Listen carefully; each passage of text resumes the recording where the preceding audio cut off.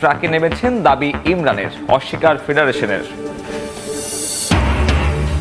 14 cricketer নিয়ে মিরপুরে শুরু হয়েছে পাকিস্তান সিরিজের জন্য টাইগারদের প্রস্তুতি ক্যাম্প। ফিটনেস টেস্টে উত্তীর্ণ ক্রিকেটাররা সাদা পোশাকের জন্য ফিট তাসকিন, জানালেন ফিজিও। বাংলাদেশের ফুটবল নিয়ে আশাবাদী পিটার বাটলার। মান উন্নয়নে বসুন্ধরা কিংসের পরিকল্পনা অনুসরণের তাগিদ ফেডারেশনকে, জানালেন চুক্তি শেষেও থাকতে চান নারী দলের সঙ্গে। এবং ক্যাম্প শুরু না হলেও ইউরোপ সফরে যাচ্ছে জাতীয় হকি দল। জার্মানি জাতীয় দল ছাড়াও চূড়ান্ত 6 প্রতিপক্ষ। যুব বিশ্বকাপ পরিকল্পনায় প্রাধান্য দেওয়া হচ্ছে তরুণদের। কর্মসূচি পালন করেছেন ক্রীড়া সাংবাদিকরা। মিরপুর স্টেডিয়ামের সামনে এই কর্মসূচি পালন করেন তারা। তাছাড়া দেশের মানুষের নিরাপত্তা, ছাত্রদের নিরাপত্তা ও তাদের দাবি আদায়ে সরকারকে সোচ্চার হওয়ার আহ্বান জানান তারা।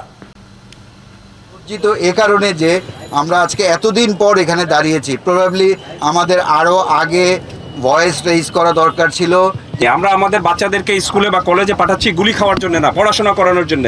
সো আমার কাছে মনে হচ্ছে যে পরিস্থিতি তৈরি হয়েছে, এই পরিস্থিতিটার দ্রুত একটা অবসান হওয়া উচিত। এবং আমরা চাই যে আমাদের ছেলেরা, আমাদের মেয়েরা, আমাদের শিক্ষার্থী ছাত্র যারা রয়েছে তাদের যেন রাস্তায় ঘুরতে না হয়, তাদের দাবি আদায়ের জন্য তাদের যে অধিকারটুকু রয়েছে সেই অধিকারটুকু তারা যেন ঠিক মতো পায়। আমি একজন ট্যাক্স পেয়ার, আমি কারো কাছে ভিক্ষা চাচ্ছি না। এই দেশে আমার অধিকার আমি চাই। এবং আজকে যারা যে শিক্ষার্থীরা তাদের জীবনের বিনিময়ে আমাদের চোখ খুলে দিয়েছেন, তাদের প্রতি শ্রদ্ধা জানাই। আমার মতো মধ্যবয়স্ক যারা তাদের চোখ খুলে দিয়েছেন। নিহতের সঠিক সংখ্যা কিন্তু আমরা আজও পর্যন্ত জানি না। বিভিন্ন মাধ্যম থেকে বিভিন্ন কথা শুনছি। এই নিহতের তালিকার মধ্যে কিন্তু ইতিমধ্যে আমাদের 5 জন সাংবাদিক দায়িত্ব পালন করতে যেয়ে নিহত হয়ে।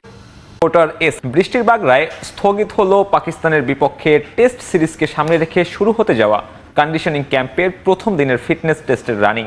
এদিকে শেরে বাংলায় হয়েছে শুধুই স্ট্রেংথ টেস্ট, যেখানে অংশ নিয়েছেন 14 ক্রিকেটার, যাদের অধিকাংশই উত্তীর্ণ হয়েছেন, বাকিরাও ছিলেন বেঞ্চমার্কের কাছাকাছি। সুখবর মিলেছে তাসকিনকে নিয়েও। বিসিবি ফিজিও বায়েজিদ আহমেদ জানান, সাদা পোশাকের জন্য পুরোপুরি fit tiger speed star.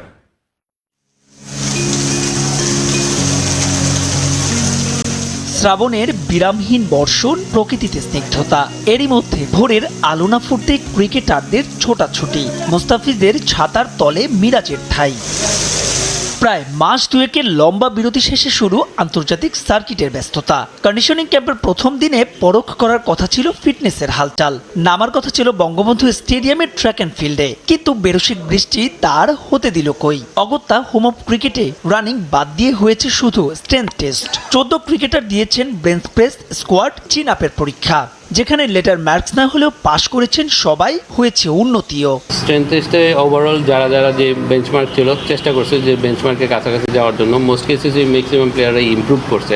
Running টেস্টের ক্ষেত্রে এটা নেক্সট ডে ওয়েদারের উপর ডিপেন্ড করবে, আর আমাদের প্লেয়ারগুলির অ্যাভেলেবিলিটির উপর অনেক কিছু ডিপেন্ড করবে, কারণ অনেকগুলি প্লেয়ার তো এ টিমে চলে যাবে, প্লাস হচ্ছে পরবর্তীতে ন্যাশনাল টিমের প্রোগ্রাম অ্যাড হবে।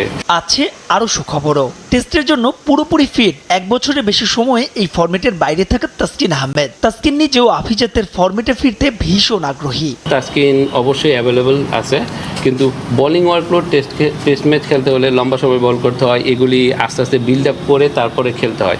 তো তাসকিন যেহেতু একটা লম্বা সময় T20 ফরম্যাট খেলছে, তো এখন ও এই ট্রাইটা করে দেখবে। যদি ইফ হি ফিলস বেটার, দেন ইনশাল্লাহ ও টেস্ট আবার খেলতে পারবে। টিভির কাছে যে ফ্যাসিলিটিস আছে আমরা তো চেষ্টা করবো ওই ফ্যাসিলিটিসের মধ্যেই থাকতে। ইনডোর তো অবশ্যই আছে, আমি নট শিওর যে সাইডে এটা রেডি হয়েছে কিনা। যদি রেডি হয়ে থাকে তাহলে এটাতেও হতে পারে, বাট এটা ডিপেন্ড করবে যে গ্রাউন্ডসের ফ্যাসিলিটিস আমাদেরকে কী ফ্যাসিলিটিস দিচ্ছে ওটার উপর।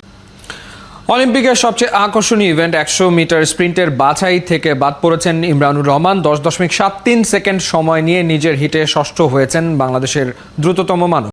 সব মিলে 45 জনের মধ্যে ইমরানুর হয়েছেন 25তম। এই রাউন্ডে একজন হয়েছেন ডিসকোয়ালিফাইড। প্যারিসের স্তাদে দা ফ্রান্সে প্রিলিমিনারি 6 নম্বর ও সর্বশেষ হিটে দৌড়েছেন ইমরানুর। যুক্তরাজ্য প্রবাসী স্প্রিন্টার গত বছর বিশ্ব অ্যাথলেটিক্সে এক প্রতিযোগিতায় 10.11 সেকেন্ড সময় নিয়ে দৌড়েছিলেন, সেটারও ধারে কাছে অবশ্য যেতে পারেননি এদিন। গত বছর চীনে অনুষ্ঠিত এশিয়ান গেমসে 100 মিটার স্প্রিন্টে ইমরানুর সময় নেন 10.42 সেকেন্ড। এর আগে থাইল্যান্ডে এশিয়ান চ্যাম্পিয়নশিপে 10.25 সেকেন্ডে তিনি দৌড়েছিলেন, যেটি এখন পর্যন্ত ইমরানুরের সেরা টাইমিং। ডিসেম্বরে চুক্তি শেষের পরেও নারী দলের সঙ্গে থাকতে চান পিটার বাটলার। সময় সংবাদে দিলেন তেমনই ইঙ্গিত। বাংলাদেশের ফুটবলের ভবিষ্যৎ নিয়ে ইতিবাচক তিনি। বসুন্ধরা কিংসে দেখছেন বাটলার উদাহরণ হিসেবে, শুধু একটি ক্লাব হিসেবে নয়, বরং দেশের ফুটবল চিত্রে বেশ কিছু পরিবর্তন সহ তাদের দূরদর্শী পরিকল্পনা বাকিদের জন্য উদাহরণ বলে মনে করেন ব্রিটিশ কোচ ফারজানা জাহান প্রিয়ার। কাতার বিশ্বকাপ আর কোপা আমেরিকা জয়ের ধারাবাহিকতা ধরে রাখতে পারল না লিওনেল মেসির আর্জেন্টিনা।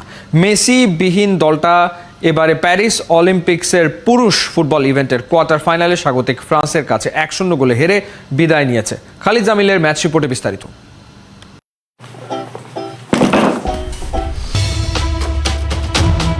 স্প্যানিশ ভাষায় শব্দটার উচ্চারণ লা তারসেরা, অর্থ তৃতীয় বা 3 নম্বর। লিওনেল মেসি কাতার বিশ্বকাপ জয় করার পর বলা হয়েছিল সেটা তাদের লা তারসেরার উদযাপন, মানে জার্সির বুকে 3 নম্বর তারকাকে উপভোগ করা। প্যারিস অলিম্পিক্সে আর্জেন্টিনার আগমনকেও বলা হচ্ছিল আরেক লা তারসেরার মিশন, কারণ সেটা হলে ওয়ার্ল্ড কাপ ট্রফির মতোই তাদের হয়ে যেত পাক্কা 3টা অলিম্পিক গোল্ড মেডেল।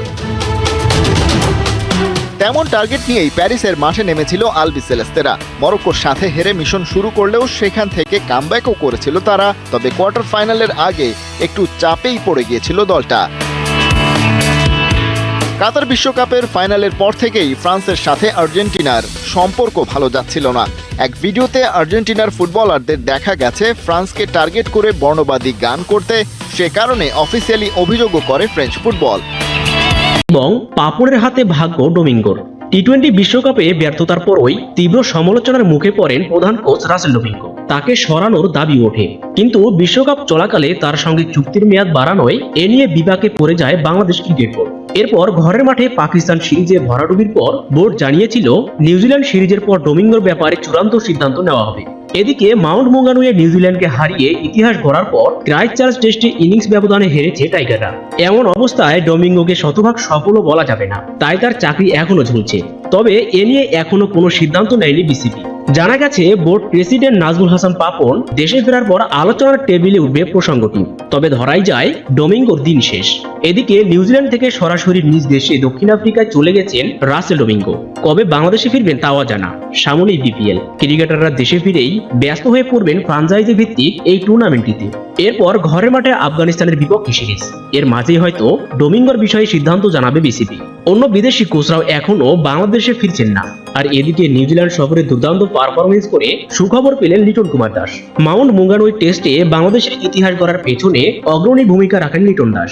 নিউজিল্যান্ডের মাঠে প্রথম টেস্ট জয়ের ম্যাচে ব্যাট হাতে 86 রান করেন তিনি। সিরিজে দ্বিতীয় সর্বোচ্চ